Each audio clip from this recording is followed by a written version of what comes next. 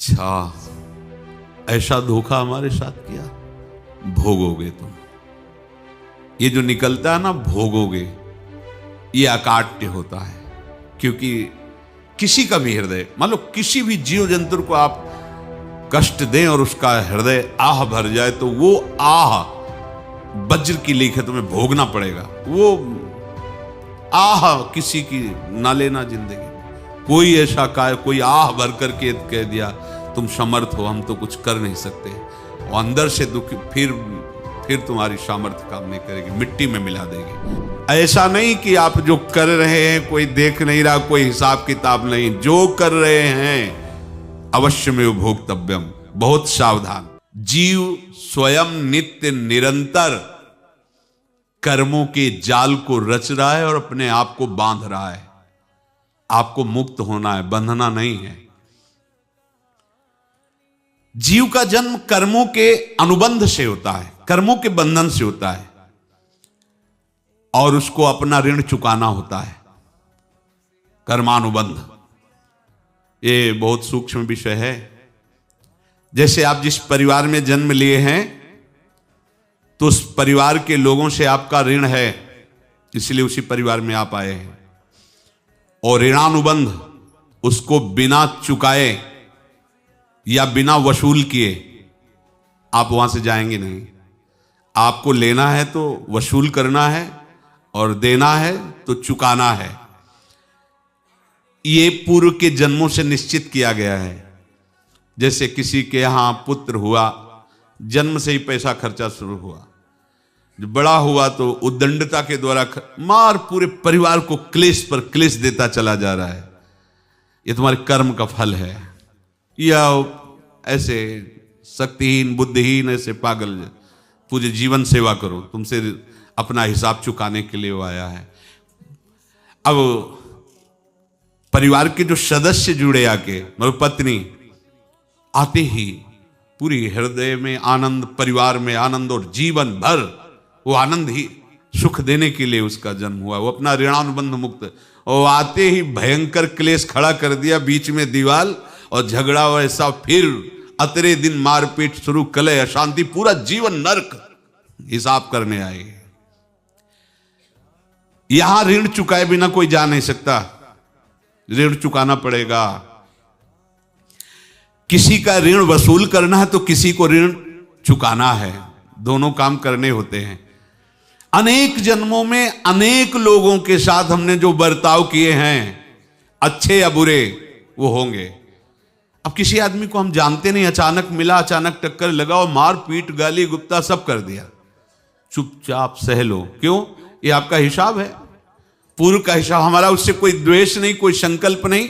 अचानक घटना घटी और हमसे द्वेष करने लगा, हमें पीटने लगा, हमें गालियां दे, ये हिसाब है, चुपचाप सह जाओ। अपने घर का भाई ही भारी दुश्मन बन गया और क्लेश दे, हिसाब है। एक प्रभुदत्त ब्रह्मचारी जी की वाणी में पढ़ा था, एक महात्मा जी भ्रमण करते थे, तो उस समय असरफियां चलती थी, मोहरे असरफियां, तो उनको भेंट में देते लोग। तो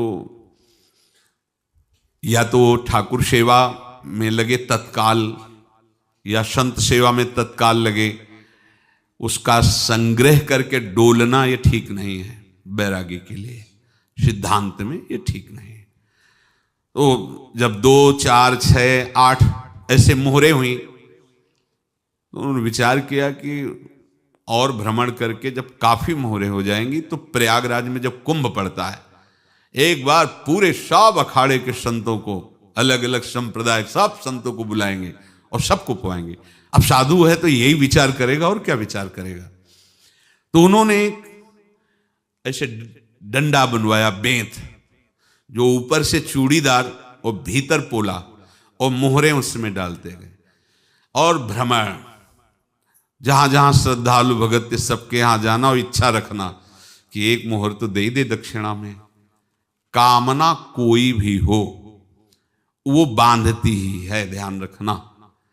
इसीलिए प्रभु जो चाहे वो करे, अपनी चाह नहीं रखनी चाहिए, अपनी चाह प्रभु की चाह में मिला देनी चाहिए। धीरे धीरे वो छड़ी भर गई, भ्रमण करने वाले महात्मा चूड़ी लगाई, इंतजार करते रहे। जब प्रयाग का कुंभ पड़ा तो चले। तो रास्ते में एक गांव में पूछा जाता है, जैसे कहीं रुको कि कोई श्रद्धालु ऐसा है जो संत सेवी है। तो कुछ लोगों ने बताया, हाँ एक परिवार है बहुत संत सेवी है और आपको मिलाते हैं उनसे। आइए महाराज, घर में रुका, खूब अच्छा हलवा पूड़ी पवाया और जो घर के मालिक थे चरण दबाए। चरण दबाते दबाते उनकी दृष्टि पड़ी उस डंडे पे, इतना मोटा और ऊपर से कुछ चूड़ी सी भी नजर आ रही, इस डंडे में तो कोई रहस्य है ही है। अब महात्मा जी को खवा पिला के सुला दिया। महात्मा जी जब सो गए तो पत्नी से धीरे से कहा, वो डंडा लाओ बाबा जी का डंडा। वो चूड़ीदार जो ही खोला पलटाया तो सैकड़ों मोहरे। ऐसे संत रोज पधारे भगवान, तुम आनंद हो जाए फिर क्या। पत्नी से कहा, नाप के कंकड़ लाओ। वो तो महात्मा जी तो खाए खीर पूड़ी, आराम से सो रहे। रात में पूरी प्लानिंग करके उसमें कंकड़ भर के चूड़ी लगाकर सिराने रख दिया, सारी मोहरें हटा ली। महात्मा जी आराम से छड़ी उठाए तो वजन पक्का। वैसे बड़े लोग चतुर होते हैं, पर ये नहीं जानते कि कर्म कितना भयानक होता है। और उनकी कोई संतान नहीं थी, पर धन में इतना प्रेम उनको था। बहुत सावधान। साधु महात्माओं के पास जो अर्थ है, गृहस्थी अगर आता वहीं से है, पर अगर उसको जोर जबरदस्ती या किसी छल कपट से, तो वो उसका विनाश ही करता है। आज तक का प्रमाण है। अब उनको ये भाव पता नहीं होगा, या पता होगा तो लोभ के कारण वो उसको मान नहीं पाए होंगे। महात्मा जी गए प्रयाग में, किसी अखाड़े पर रुके और वहां प्रार्थना की कि कल जो है संपूर्ण अखाड़ों का निमंत्रण किया जाए और सब संतों को भोग पवाया जाए और उनको दक्षिणा भी दी जाए। महंत ने सोचा कि बहुत बड़ा है तो उत्सव है, क्योंकि प्रयाग में कितने हजारों संत महात्मा सब। तो उनका महाराज बोरों इसमें चीनी और टीनों घी लगेगा, सब व्यवस्था। बोले आप मंगाइए, एक एक हिसाब हम करेंगे, हमारे पास सब व्यवस्था है। बोले कुछ तो पहले दे दो, वो इकट्ठे देंगे हम। उनको था कि अगर हम छड़ी खोला और दो चार मोहरे दी, किसी को पता लग गया तो गड़बड़ हो सकती। बोले हम भंडारे के समय आखिरी में सब कुछ आपको दे देंगे। ठीक है। वो अपने पास से पैसे लगाकर खूब जितना सामग्री सब लाए, लाखों की, और सब संतों को निमंत्रण कर दिया। संत जन निमंत्रित हो गए, भंडारा बन रहा है। तब वहां के महंत है और उनका देखो भंडारा भी बन रहा है, संतों को निमंत्रण। अब आप अर्थ की व्यवस्था कीजिए, क्योंकि इतनी बड़ी हमारी सामर्थ्य नहीं थी जितना हमने किसी तरह हमने व्यवस्था की। अब मुझे अर्थ चाहिए, तभी आगे की व्यवस्था बढ़ेगी। संतों को दक्षिणा देंगे और जिनसे अर्थ लिया उनको दे। देखो रसोई बन गई है सब। उनका छत में विश्वास नहीं तो ये अभी चूड़ी खोली। उनको तो था ना कि मोहरे हैं, कंकड़। तो जैसे कितना उनको सदमा लगा होगा। हजारों संतों का निमंत्रण, रसोई बन, मतलब संत हो के छल कपट। तो उनका महाराज आपने तो हमारा नाश कर दिया, जो महंत थे। अब बताओ रसोई बन गई, संत निमंत्रित हो गए और आप ये कंकड़ दिखा रहे हैं हमको। आपने तो हमें बर्बाद कर दिया, हमारी इतनी सामर्थ्य नहीं थी, आप पहले बता देते। संत होकर ऐसा छल कपट। अब वो बोले तो क्या बोले, क्योंकि उनको पता था कि मोहरे हैं इसमें। अंदर से उनका चिंतन गया उसी सेठ के पास, अच्छा ऐसा धोखा हमारे साथ किया, भोगोगे तुम। ये जो निकलता है ना भोगोगे, ये अकाट्य होता है। क्योंकि किसी का भी हृदय, मान लो किसी भी जीव जंतु को आप कष्ट दें और उसका हृदय आह भर जाए, तो वो आह वज्र की लेख है, तुम्हें भोगना पड़ेगा। वो देखो भीष्म जी को भोगना पड़ रहा है ना।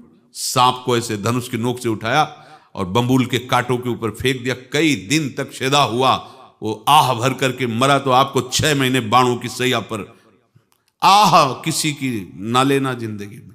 कोई ऐसा कोई आह भर करके कह दिया तुम समर्थ हो, हम तो कुछ कर नहीं सकते।